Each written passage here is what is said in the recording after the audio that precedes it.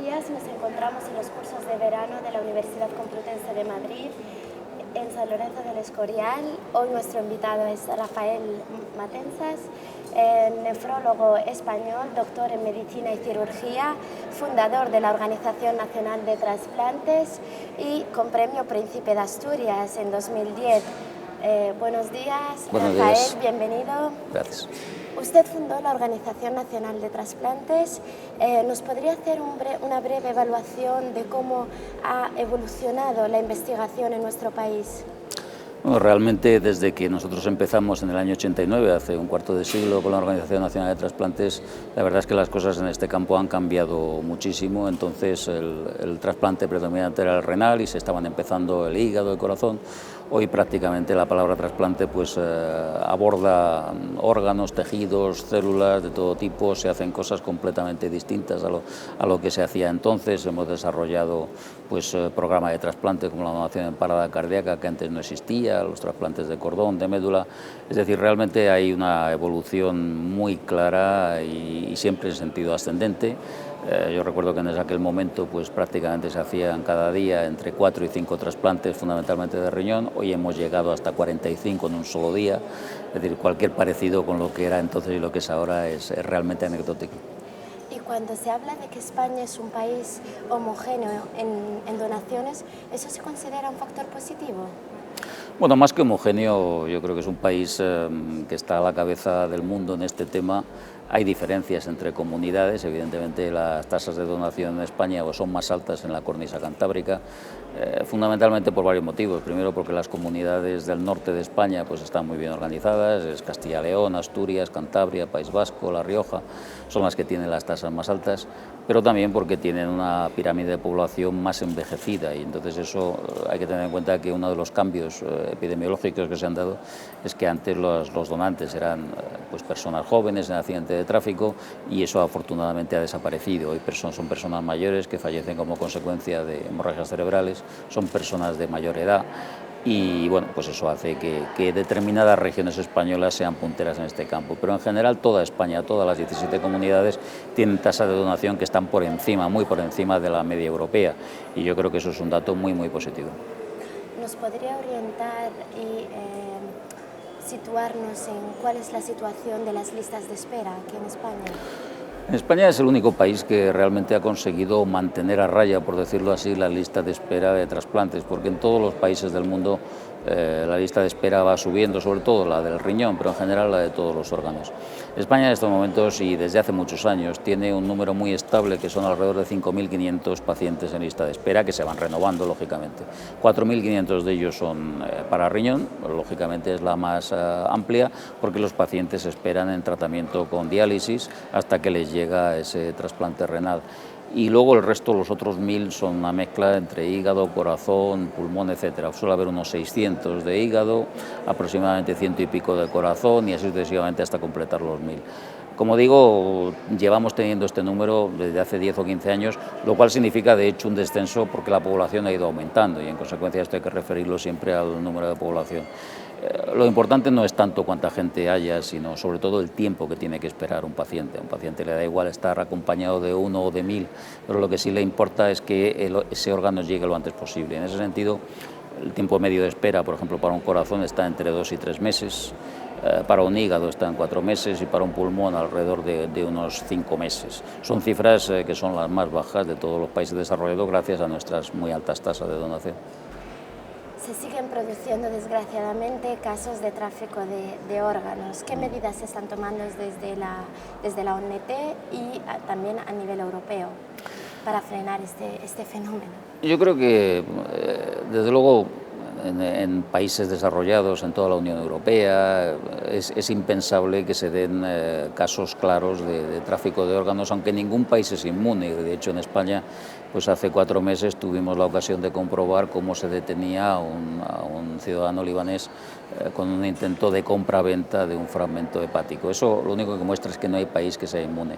Yo creo que nosotros tenemos un sistema legal que es muy rígido en este sentido. De hecho, este caso se detectó precisamente porque funcionó ese este sistema, y tenemos un sistema pues tremendamente fuerte que yo creo que nos hace bastante resistentes al tráfico de órganos. Pero por desgracia esto es un fenómeno creciente en todo el mundo. ¿Por qué? Pues porque hay países ricos que realmente sus ciudadanos van buscando la posibilidad de trasplante, y países pues que no lo son, que no son ricos y que sin embargo sus ciudadanos pues quieren vender un riñón, un fragmento de hígado. La Organización Mundial de la Salud calcula que entre un 5 y un 10% de los trasplantes que se hacen en el mundo se hacen bajo alguna forma de comercialización, y esto es una cifra enorme. Puede representar entre 7 y 10.000 trasplantes anuales en todo el mundo, ¿no? Naturalmente, como digo, no se da en Europa, pero sí son ciudadanos europeos los que van a buscar ese tipo de transacciones, o ciudadanos norteamericanos, o ciudadanos israelitas, o japoneses. Son siempre de países con un estatus económico elevado. Entonces, yo creo que en ese sentido la lucha de la Organización Mundial de la Salud, y aquí España, la ONT, ha colaborado en primera fila con ellos, y hay una noticia muy reciente que es muy positiva, que es la aprobación por parte del Consejo de Europa, hace ahora pues 8 o 10 días, de una convención contra el tráfico de órganos, que es un instrumento legal integral contra esta lacra, que es muy importante, porque realmente han participado por parte de cada país tanto técnicos sanitarios, en este caso la Organización Nacional de Trasplantes, como el Ministerio de Justicia de estos países. Entonces, que todos los países europeos se hayan puesto de acuerdo en crear este instrumento, que se firmará a finales de este año o principios del que viene en una ciudad española, porque ya se ha aprobado que sea España la sede de esta convención, es muy importante, sobre todo porque países del resto del mundo van a poder adherirse.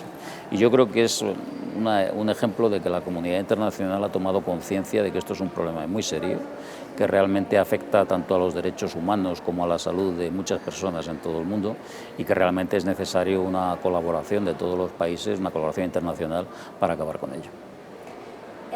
España es líder en Europa al tratamiento de los trasplantes, en la investigación, pero ¿se podría hablar de algunas deficiencias dentro de nuestro sistema de investigación? ¿Habría en algunos campos podríamos mejorar? Bueno, España realmente lo que ha aportado al mundo del trasplante es una cosa muy clara, y es organización, y somos líderes sobre todo en donantes, en donación de órganos y en trasplantes realizados. Por desgracia, España no ocupa el mismo nivel en el plano de la investigación, es decir, son dos temas distintos. Nosotros, por supuesto, hubo muchos países antes que nosotros que desarrollaron estas tecnologías, y hay muchos países que nos llevan bastante ventaja en el tema de la investigación. Y esto que usted señala pues es un aspecto en general en lo que tendríamos que mejorar. Es decir, el enorme papel que juega España en el mundo, en número de donantes y en número de trasplantes y en organización de su sistema, pues debería hacerse equivalente en lo que se refiere a investigación en este campo, ¿no? De manera que yo creo que donde deberíamos precisamente hacer un esfuerzo especial es en favorecer la investigación, porque tenemos realmente el terreno donde hacerlo, tenemos las personas, pero evidentemente hace falta una mayor inversión en este campo para alcanzar otros países. ¿Cree que la crisis económica ha influido, ¿no?, en este avance, ¿no? Sin duda ninguna, sin duda. La crisis ha afectado a muchísimos niveles de recursos de investigación, y por supuesto en este campo como en otros. Lo que espero es que si finalmente se da por finalizada, pues podamos realmente recuperar este terreno que hemos perdido en estos años. Bueno, ahora mismo nos encontramos en una fase de cohesión europea, encaminándose hacia políticas de sanidad, sanitarias común. ¿Qué papel está jugando la ONT en este sentido? Y si se prevé la creación de un banco de órganos a nivel europeo.